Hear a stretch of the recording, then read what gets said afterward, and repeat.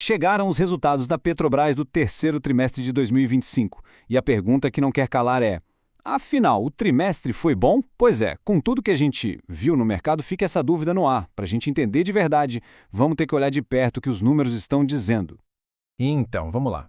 Para começar, o cenário parecia bem complicado, né? O preço do petróleo Brent, caiu. O dólar também caiu.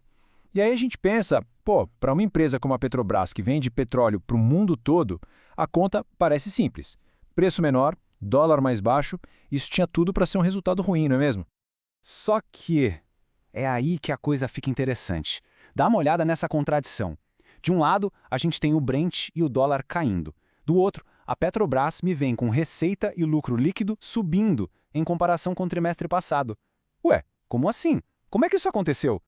Beleza, vamos então para o veredito do trimestre. Afinal, qual é a resposta para essa pergunta toda?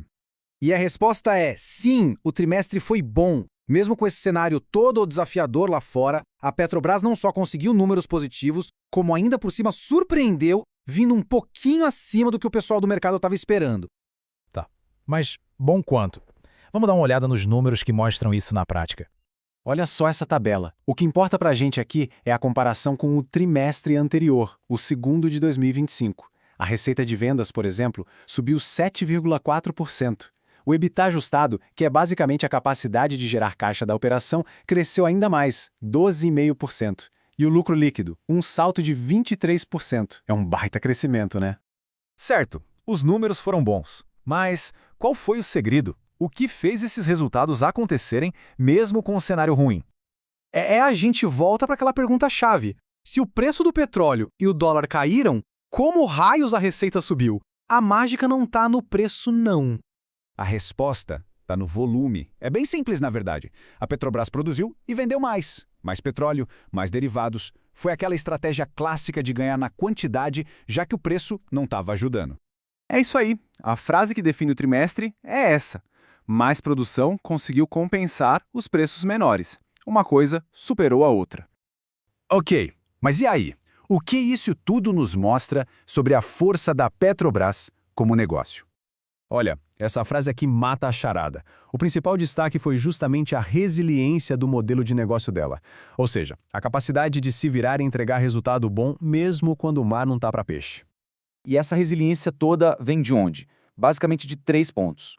Primeiro, o pré-sal, que está bombando e tem um custo de extração baixíssimo. Segundo, a empresa conseguiu manter os custos da operação bem controlados. E terceiro, o foco total no que ela faz de melhor, que é a parte de exploração e produção, o verdadeiro coração da Petrobras. E quer uma prova de como essa operação é eficiente? Olha esse número, 50,9%. Essa foi a margem EBITDA. Traduzindo, de cada R$ 1 que entrou de faturamento, quase 51 centavos viraram caixa da operação. Gente, isso é uma margem muito, mas muito forte. Ok, mas como nem tudo na vida são flores, né? Existe um ponto de atenção importante aqui. A gente precisa olhar o outro lado da moeda também. Porque é o seguinte, apesar de ter gerado muito caixa, nem tudo foi parar no cofre da empresa. E aí fica a pergunta, para onde foi parar essa grana toda?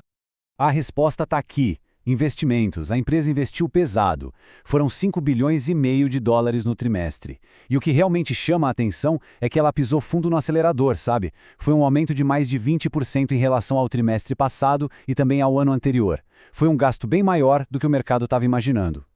E qual a consequência disso? Bom, quando se investe tanto assim, o dinheiro que sobra em caixa diminui e a dívida da empresa acaba aumentando. No fim das contas, a dívida líquida fechou o trimestre nesse valor aí, 59 bilhões de dólares.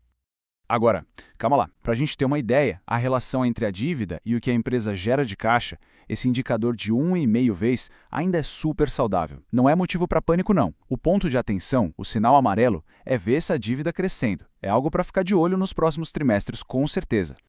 Beleza? Então, vamos fazer um resumão aqui. O que a gente leva de mais importante dessa análise do terceiro trimestre? Vamos lá, em pontos. O lado positivo, os resultados foram fortes, aguentaram o tranco, com lucro e receita para cima.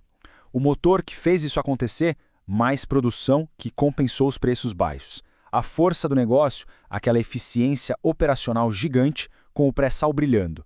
E o ponto de atenção, o aumento forte nos investimentos e, por consequência, na dívida. E a gente termina com a grande pergunta que fica para o futuro, né? Essa estratégia de aumentar a produção funcionou, que foi uma beleza nesse trimestre. Mas e daqui para frente? Será que a Petrobras consegue manter esse ritmo forte para encarar os desafios do mercado e, ao mesmo tempo, segurar o crescimento da dívida? A resposta para essa pergunta é o que vai dizer como serão os próximos capítulos dessa história.